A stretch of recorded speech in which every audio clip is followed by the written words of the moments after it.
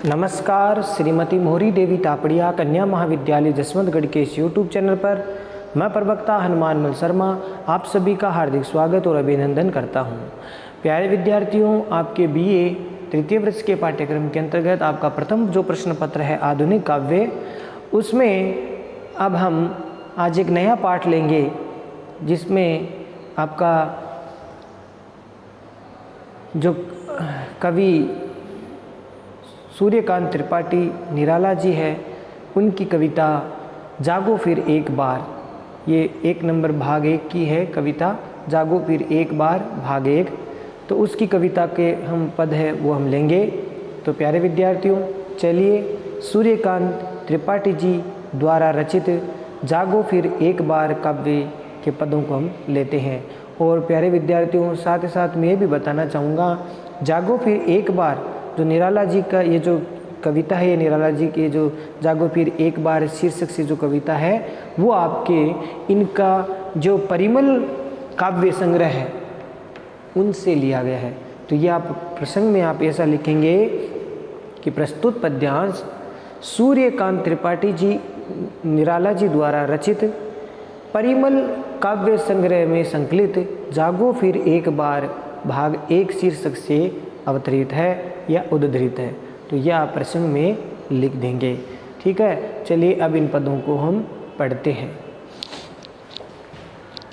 जागो फिर एक बार प्यारे जगाते हुए हारे सब तारे तुम्हें, अरुण पंख तरुण किरण खड़ी खोलती है द्वार। जागो फिर एक बार, आंखें अलियों सी किस मधु की गलियों में फंसी, बंद कर पांखें पी रही है मधु मौन। या सोई कमल कोरको में बंद हो रहा गुंजार। जागो फिर एक बार, जागो फिर एक बार। तो यहाँ पर निराला जी है। प्यारे विद्यार्थियों, ये जो कविता है वो पराधीनता काल की कविता है, यानी उस समय भारत आज़ाद नहीं हुआ था। तो पराधीनता काल की कविता होने के कारण यहाँ पर जो है निराला जी ने भारत के लोगों को जागरण का संदेश दिया। इसमें लोगों को क्या दिया है? जागरण का, कि लोग जागें, नया परिवर्तन करें। तो इसलिए यहाँ पर ये पराधीनता काल की कविता है और इसमें निराला जी ने प्रकृति चित्रण के माध्यम से प्रकृति चित्रण का एक रूपक इसमें प्रस्तुत किया गया है।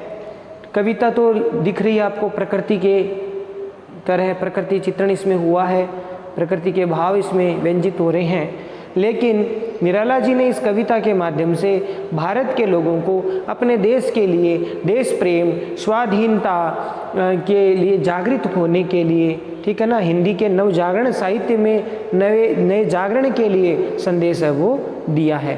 तो ठीक है, तो प्यारे विद्यार्थी, देश प्रेम से ओतप्रोत ये कविता, यानी देश प्रेम यानी प्रकृति चित्रण के साथ जो दूसरा जो भाव है वो आपका देश प्रेम का भाव है, नव जागरण का भाव है कि जब सारे संसार में नव जागरण हो रहा है और नया ज्ञान का जो है चेतना का संचार हो रहा है, तो इसलिए भारत के लोग अभी तक इस बात से जो है वो पीछे हैं या जागृत नहीं हो रहे हैं, तो उनको जागने का संदेश इस कविता में दिया है। तो आशा करता हूँ ये प्रसंग में आपको समझ में आ गया होगा, ठीक है ना। तो ये प्रसंग में आप बात लिख सकते हैं। तो चलिए अब इसकी हम व्याख्या करते हैं। तो इसमें ये परिमल जो संग्रह है इससे लिया गया, ध्यान रखना, परिमल काव्य संग्रह से है जागो फिर एक बार। तो इसमें सूर्यकांत त्रिपाठी निराला जी कह रहे हैं कि हे देश के लोगों, हे भारत देश के नागरिकों, हे मेरे प्रियजनों, तुम एक बार फिर से जागृत हो जाओ। जागो फिर एक बार, कि एक बार फिर से तुम जागृत हो जाओ। किस निंद्रा में तुम सोए हुए हो, ठीक है। इसलिए क्योंकि ये पराधीनता का समय है और पराधीनता के समय में इस प्रकार से सोए रहना उचित नहीं है। तुम्हें आपको जो है देश के लिए जागना पड़ेगा, ये भाव इसमें व्यक्त किया है। तो जागो फिर एक बार प्यारे जगाते हुए हारे सब तारे तुम्हें, कि हे भारत के लोगों, हे प्रियजनों, प्यारे प्यारे मने हे प्रियजनों, आपको जगाते जगाते तो सहारे सब तारे तुम्हें सारे तारे हैं वो हार चुके हैं। कहने का मतलब हार चुके का मतलब क्या हो गया? अस्त हो गए हैं। तारे हैं, प्रातःकाल हो गया है, इसीलिए अब तुम जाग जाओ, सूर्योदय हो गया है, प्रातःकाल हो गया है, अब तुम जाग जाओ। और तुम्हें जगाने के लिए तारे भी जगाते जगाते हार गए हैं, अर्थात अस्त हो गए हैं, अब भी तुम जाग नहीं रहे हो। तो ये बात इसमें बताई है कि अब तुम जाग जाओ, सूर्योदय हो गया है, प्रातःकाल हो गया है, अब तुम जाग जाओ। अरुण पंख तरुण किरण खड़ी खोलती है द्वार, कि हे भारतवासियों, हे देश के नागरिकों, तुम्हारे लिए जो सूर्य, जो प्रातःकाल जो है का समय है, और प्रातःकाल के समय में जो अरुण सूर्य है, अरुण रंग का यानी लाल रंग का जो सूर्य, लाल किरणों से, लाल लाल किरणों वाले सूर्य जो है, सूर्य की जो किरणें हैं वो तरुण युवा, तरुण नई, ठीक है ना, नई जो किरणें हैं, युवा जो किरणें हैं, जो अभी तरुण हैं, ऐसे अपने अरुण पंख तरुण किरणें, यानी जो किरणें हैं वो अरुण लाल रंग की, जो सूर्योदय के समय लाल रंग की जो किरणें हैं वो आकाश में छाई हुई है, और उस लाल, ये जो लाल किरणें हैं वो तुम्हारी खड़ी खोलती है द्वार। है भारतवासियों, तुम्हारे लिए ये है वो नए सफलता के दरवाजे हैं वो खोल रही है, खड़ी है, ये खड़ी खोलती है द्वार, यानी ये जो नई तरुण किरणें हैं, सूर्योदय का समय हो रहा है, और उस समय जो सूर्य की लाल आभा से युक्त लाल लाल अरुण रंग की जो किरणें हैं वो तुम्हारे लिए खड़ी होकर के द्वार है वो खोल रही है, अर्थात तो तुम्हें जगा रही है, तुम्हें इस नव जागरण की बेला में जो है तुम्हें पुकार रही है, खड़ी होकर के तुम्हारा स्वागत कर रही है। तो प्यारे विद्यार्थियों, भाव समझ में आ गया होगा। इसमें प्रकृति के माध्यम से लोगों को, भारत के नागरिकों को, देश प्रेमियों को जागृत करने की बात इसमें कही गई है। जागो फिर एक बार, कवि कह रहे हैं कि इसीलिए है देशवासियों, आप पुनः है वो जागृत हो जाओ, एक बार है वो जागृत हो जाओ, जागरण की बेला है, जागरण का समय है, इसीलिए अब सोए हुए रहना उचित नहीं है, तुम्हें जागना ही पड़ेगा। आंखें अलियों सी, अलियों का अर्थ होता है भंवरे, ठीक है ना, भंवरे, किस मधु की गलियों में फंसी, मधु का अर्थ होता है मधुर पराग, ठीक है, यहाँ लिख रहा हूँ मैं पराग, कि तुम्हारी जो आंखें जो निद्रा मग्न हैं और आलस्य से भरी हुई आंखें हैं वो भंवरे के समान, अलियों सी का अर्थ हो गया भंवरे के समान, कि तुम्हारी आंखें भंवरे के समान है, वो किस लिए, किस मधु का पान कर रही है, ठीक है ना, किस मधु का भंवरे की तरह वो पान करे, किस मधु की गलियों में फंसी और बंद कर पाके पी रही है मधु, मौन, मौन माने चुपचाप, ठीक है, ये तो आपको आता ही है। मधु का अर्थ हो गया पराग। तो ये भंवरा को यहाँ पर निद्रा मग्न जो आंखें, तुम्हारी जो आंखें, उसकी उपमा में भंवरे से दे दी कि तुम्हारी आंखें अलियों सी, उपमा दी है अलियों सी, कि तुम्हारे नेत्र है वो भंवरे के समान कौन से मधुर पराग की गलियों में फंस गए हैं, और अब वो चुपचाप है अपने पंखों को बंद करके, और कौन सा मधु का चुपचाप मधु का यानी पराग का, पराग रस का चुपचाप जो है पी रही है, उनका जो पान है वो कर रही है, ठीक है ना। तो यहाँ पर ये भाव प्रकृति का चित्रण किया गया है, ठीक है, और साथ ही साथ देशवासियों को प्रेरणा भी दी है जागने की बेला के लिए, जागने के समय जागरण करने के लिए। तो तुम्हारी आंखें, हे प्रियजनों, तुम्हारी आंखें भंवरे के समान कौन सी मधुर पराग की गलियों में फंस गई है, और इस गलियों में इस पराग के लिए अपने जो ये आंखें रूपी जो भंवरे हैं, भंवरे वो चुपचाप अपने पंखों को बंद करके और चुपचाप उन पराग कणों को रस है वो पी रहे हैं। या सोई कमल कोरकों में, कोरक जो कमल है, कमल की जो डंडल है आगे ऊपर वाली, ये जब सूर्यास्त होता है तो वो उसमें जो है बंद हो जाता है, ठीक है ना। तो ये पंखुड़ियाँ जो ये हो गया आपके कोरकों में, यानी आपके ये जो डंडल होते हैं उसमें वो फंस गए हैं। कि या तो फिर सोई है कमल कोरकों में बंद हो रहा गुंजार, अब जो भंवरों का गुंजार है वो बंद हो गया है, क्योंकि वो भंवरे हैं वो कमल के कोरकों में, भंवरे हैं वो कमल के कोरकों में क्या हो गए, यहाँ बंद हो गए हैं, और इस कारण से उनका जो मधुर गुंजार है वो अब बंद हो गया है। और अब मधुर गुंजार है वो बंद हो गया है, इसका मतलब वो अब जागृत अवस्था में नहीं रहे हैं, वो सब सोए हुए हैं, इसीलिए भंवरे हैं वो चुपचाप है उस कमल कोरकों में बंद हो चुके हैं और चुपचाप वो उनका गुंजार है वो बंद हो चुका है, अब उनमें जागृति नहीं रही है। तो इस प्रकार से कोरक का अर्थ यहाँ पर डंडल या कुडम्बल भी कहते हैं। ठीक है, ये हो गया। इसलिए हे देशवासियों, हे जागो फिर एक बार पुनः भारतवासियों तुम जागृत हो जाओ। तो ये पद, ये भाव इसमें प्रकृति के चित्रण का भाव है। ठीक है ना। तो इस प्रकार से कमल के कोरकों में जो सोए हुए हैं वो भंवरे हैं, सोए हुए हैं, और अब उन भंवरों की जो गुंजार है बंद हो गई है, अब उनमें एक तरह से जागृत का भाव नहीं रहा है, इसीलिए अब तुम एक बार पुनः जाग जाओ, पुनः जागे जाओ। और अब देखिए कवि का इसमें दूसरा अर्थ भी हम ले सकते हैं प्यारे विद्यार्थियों, कि जैसे सारे संसार में जो है एक नई जागरण की बेला आ गई है, सारे संसार में एक भाव इसका ये भी तो प्रकृति चित्रण हो गया। दूसरे अर्थों में हम अगर बात करें निराला जी के पक्ष में, या निराला जी किस भाव को यहाँ पर दर्शाना चाहते हैं, तो मैंने पहले ही कहा कि देश प्रेम, स्वाधीनता के लिए लोगों को प्रेरित करने का भाव, साहित्य के लिए नवजागरण का समय है। तो इसलिए ये जो है पूरा संसार है वो जागृत हो रहा है, नया नव जागरण की बेला है, और इसमें ज्ञान का एक सूर्योदय हो रहा है, ज्ञान का सूर्योदय हो रहा है, चेतना का संचार हो रहा है इस समय जब सारी प्रकृति है वो जागृत हो रही है। इसीलिए हे भारतवासियों, पराधीनता के समय में अब तुम सोए हुए नहीं रह सकते, अब तुम्हें भी जागना होगा। जैसे सारी प्रकृति जाग रही है ठीक उसी प्रकार से तुम्हें भी जागृत होना पड़ेगा, देश के लिए तुम्हें चिंता करनी पड़ेगी। इस पराधीनता के समय को काटने के लिए, स्वतंत्रता प्राप्त करने के लिए तुम्हें जागृत होना पड़ेगा। तो ये भाव इसके अंदर व्यक्त हुआ है। तो प्यारे विद्यार्थियों ये समझ में आ गया होगा, क्योंकि भारत के लोग हैं वो अभी भी सो रहे हैं। तो कवि ये हम पर कहना चाहते हैं, अगर गुलामी में इस तरह से सोते रहोगे तो कैसे हमें आज़ादी मिलेगी। और नवजागृत की जो भावना है वो ऐसे सोए हुए रहने से हमें जो है उसको पूरी गति नहीं मिल पाएगी। और सारे संसार में जैसे चेतना का संचार हो रहा है, प्रकृति में नई जागरण का संचार हो रहा है, आलोकित हो रहा है, तो तुम्हें भी जागृत होकर के अपने भारत के श्रेष्ठ नागरिक होने का जो दायित्व है वो निभाना पड़ेगा। और तुम अगर जागोगे तभी देश का उद्धार हो पाएगा। तो ये भाव इसमें व्यक्त हुआ है, प्रकृति चित्रण के साथ देश प्रेम की बात इसमें कही गई है।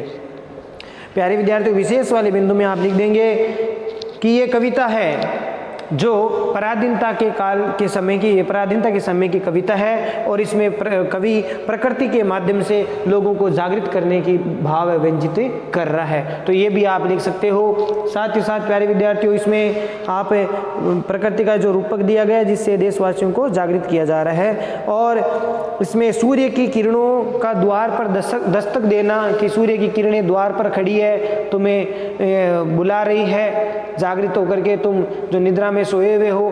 तो इस प्रकार से यहाँ सूर्य की किरणों को द्वार पर खड़ी हुई दस्तक दी हुई मान रहे हैं, नई उपमा दी है। साथ ही साथ जो अलसावी, जो नींद से भरी हुई निद्रा मगन जो आँखें हैं, उनको यहाँ पर एक भंवरे की समान उपमा दी है, और जो चुपचाप है मधु का पान है वो कर रही है। ठीक है, तो इस प्रकार से एक नई उपमा इसमें दी गई है।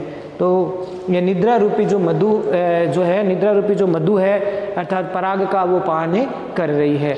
और साथ ही साथ अलंकार की बात करें तो प्यारे विद्यार्थी, इसमें रूपक अलंकार, काव्यलिंग अलंकार का और उपमा अलंकार का प्रयोग हुआ है। रूपक, उपमा और काव्यलिंग अलंकार का प्रयोग इसमें किया गया है। अनुप्रास भी लिख सकते हैं। ठीक है, और साथ ही साथ मुक्तक छंद का प्रयोग इसमें किया गया है।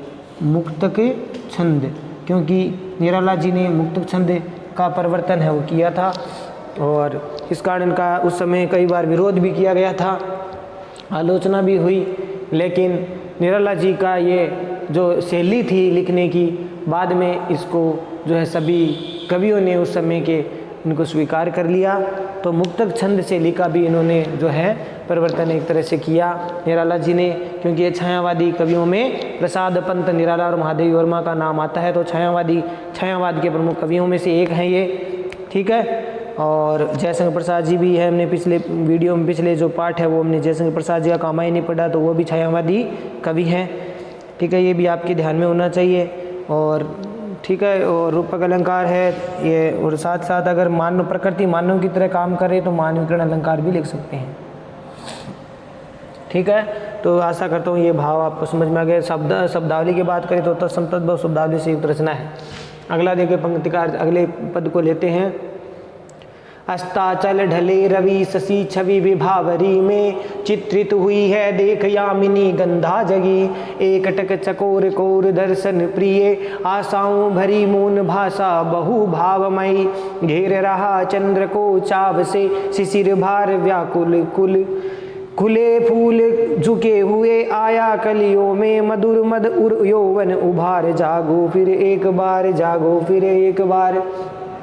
तो निराला जी ने इस पद में भी वने का देश प्रेम की बात, स्वाधीनता जो भाव है उसको जागृत करने के भाव इसमें व्यक्त हुए हैं। साथ ही साथ प्रकृति का चित्रण किया गया है कि रात्रि के बाद में जब प्रातःकाल हुआ है उसका प्राकृतिक चित्रण इसमें किया गया है। तो देखिए निराला जी कह रहे हैं कि अस्ताचल ढले रवि, रवि का अर्थ होता है प्यारे विद्यार्थी आप जानते हो सूर्य। ठीक है, सूर्य है वो पश्चिम दिशा का जो पर्वत है, काल्पनिक पर्वत माना जाता है, जिसको हम अस्ताचल कहते हैं। उगने वाले पर्वत को उदयाचल कहा जाता है। तो ऐसा पर्वत जो पश्चिम दिशा में है, पश्चिम दिशा में सूर्यास्त होता है, तो पश्चिम दिशा का जो काल्पनिक पर्वत है अस्ताचल, तो अस्ताचल में जो है सूर्य अब धीरे धीरे ढल चुके हैं। कहने का तात्पर्य यह है कि अब दिन की समाप्ति हो गई है, और दिन की समाप्ति होने पर जो सूर्य देव है या सूर्य है वो अब पश्चिम दिशा के पर्वत अस्ताचल पर जो है धीरे धीरे डूब रहे हैं। और शशि छवि विभावरी, और फिर जैसे ही दिन डूबा है तो रात्रि में फिर चंद्रमा है आलोकित हो गया है, चंद्रमा आलोकित हो गया है। तो शशि छवि विभावरी, विभावरी माने रात्रि में जो शशि की जो छवि है, शोभा है, वो अत्यधिक बढ़ गई है। अब सूर्यास्त होने के बाद में, संध्या काल के बाद जब रात्रि में चंद्रमा है वो अपनी सुंदर छटा से रात्रि में चमक रहा है। ठीक है ना, शोभा दे रहा है, उस सूर्य चंद्रमा की अत्यधिक शोभा हो रही है। और उसको देख करके, उस सुंदर शुभ्र उज्जवल चांदनी को देख करके, चांदनी से युक्त जो चंद्रमा है उसको देख करके ऐसा लगता है जैसे कि पूरी पृथ्वी है वो चित्रित हुई है देख यामिनी गंधा जगी, यानी पूरी पृथ्वी में चंद्रमा की जो चांदनी है वो बिखर गई है। और उस शुभ्र उज्जवल जो किरणें हैं, छटा है, वो बड़ी सुंदर लग रही है। और उस समय उस चांदनी को देख करके, चंद्रमा को उदय होता देख करके जो यामिनी गंधा यानी रजनीगंधा है वो अब धीरे धीरे खुल रही है, खिल रही है। ठीक है, यामिनी गंधा धीरे धीरे खिल रही है। तो यहाँ पर प्यारे विद्यार्थियों यामिनी गंधा किसको कहा है? रजनीगंधा को, जो रात्रि के समय चंद्रमा को चांदनी में खिलता है, तो वो अब यामिनी गंधा यानी रजनीगंधा। रजनी माने रात्रि, गंधा माने गंध को देने वाली। तो इस प्रकार से यामिनी गंधा, रजनीगंधा। एक बेल होती है और उसके सुंदर फूल लगते हैं, तो वो जगी माने जागृत हो गई है, यानी खिल गई है। ठीक है, खिल गई है। और एक टक चकोर कोर दर्शन प्रिय, और उस समय रात्रि में जो कहते हैं चकोर जो पक्षी है वो अपनी प्रियतमा से क्या हो जाता है? बिछुड़ जाता है। अपनी प्रियतमा से क्या हो जाता है? बिछुड़ जाता है, दूर हो जाता है, ऐसा माना जाता है। ऐसी कल्पना है, ऐसा कहा गया है कि रात्रि के समय जो चकोर पक्षी है वो अपनी चकोरी से क्या हो जाता है? अलग हो जाता है। वियोग हो जाता, उनमें बिछुड़ जाते। तो एक टक चकोर कोर दर्शन प्रिय, रात्रि के समय जो चकोर पक्षी हैं वो अपनी चकोरी से क्या है, वियोग है उनका हो चुका है, दूर वो चले गए हैं। इस कारण से वो जो चकोरी है वो किसी ओट में, किसी वृक्ष की ओट में जो है अपने प्रिय का दर्शन है वो करती रहती है, उनको देखती रहती है। और आशाओं भरी मौन भाषा बहु भावमयी, और बड़े भाव से युक्त होकर के, भावमयी का अर्थ होता है भावों से युक्त, भावों से युक्त जो है, जो चकोरी है वो जो है अपने आशाओं भरी मौन भाषा, चुपचाप वो अपनी मौन भाषा में जो भावों से युक्त है वो चंद्रमा को देखती रहती है। अर्थात उसको ये लगता है कि जैसे ही ये रात्रि बीत जाएगी, ये चंद्रमा जब अस्त हो जाएगा और सूर्योदय होगा तो पुनः मेरे प्रियतम चकोर से उनका मिलन हो जाएगा। तो इस आशाओं भरी मौन में चुपचाप भाषा में, मौन भाषा में अत्यधिक भावों से युक्त वो चकोरी है जो चंद्रमा को एकटक देखती रहती है, क्योंकि उसे इस बात की आशा है कि जैसे ही ये चंद्रमा अस्त हो जाएगा, ठीक है ना, जैसे ही ये चंद्रमा अस्त हो जाएगा तो फिर से सूर्योदय होगा, और सूर्योदय के बाद में जैसे ही सूर्योदय होगा तो फिर से चकोर से मिलन है वो उनका हो जाएगा। और घेर रहा चंद्र को चाव से बड़ी लालसा से, चाव का अर्थ होता है लालसा से, इच्छा से। तो इसी चंद्रमा को, चंद्र का अर्थ हो गया प्यारे विद्यार्थियों चंद्रमा, तो चंद्रमा को बड़े चाव से वो घेर रहा है, कौन, चकोर। चकोर है वह चंद्रमा को एक टक है वो देख रहा है। कहते हैं, ऐसी मान्यता है कि चकोर है वो चांदनी, चंद्रमा की जो चांदनी है या चंद्रमा की जो किरणें हैं उनका वो एक तरह से पान करता है, भक्षण करता है, और वह एक टक है वो चंद्रमा को देखता रहता है और उस चांदनी का है वो पान करता रहता है। घेर रहा चंद्र को चाव से, इसीलिए वो चंद्रमा को बड़े चाव से, लालसा से, उनको एक भाव से, एक टक भाव से उसको देखता रहता है, और कहते हैं कि वो चंद्रमा की किरणों को पीता रहता है, पान करता है। और शिशिर ब्यार व्याकुल कुल, और खुले फूल झुके हुए, शिशिर का अर्थ हो गया सर्दी, शिशिर ऋतु, ठीक है ना, शिशिर ऋतु यानी सर्दी।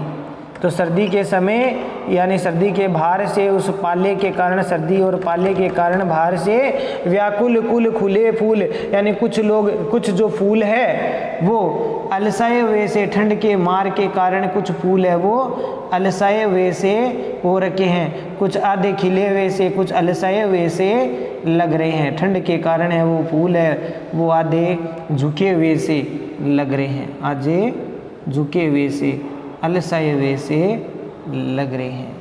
तो प्यारे विद्यार्थियों, ये भाव इसमें आया है कि शिशिर ऋतु की सर्दी में पाले के भार से कुछ फूल है व्याकुल होकर के, यानी एकदम से मुरझाए हुए से, ठीक है ना, मुरझाए हुए फूल, कुछ फूल नीचे झुके हुए हैं, कुछ खिले हुए हैं, खुले फूल झुके हुए हैं, यानी कुछ फूल खुले हुए हैं यानी खिले हुए हैं, और कुछ फूल ऐसे ठंड की मार से, काले के भार से वो कुछ फूल है वो मुरझाए हुए से हैं। आया कलियों में मधुर मधुर यौवन उबार जागो फिर एक बार, जैसे ही सूर्योदय हुआ है, ठीक है, और जैसे ही सूर्योदय हुआ तो प्यारे विद्यार्थियों सूर्य की किरणों से पुनः ये जो फूल है वो विकसित हो गए हैं, पुनः वो फूल अब खिल गए हैं। सूर्य की किरणों से उन कलियों में फिर से मधुर, जो एक तरह से मद का जो है उभार है वो उनमें आ गया है, कलियों में सौंदर्य का प्रसार है वो हो चुका है। तो प्यारे विद्यार्थी, ये भाव आपको समझ में आ गया होगा।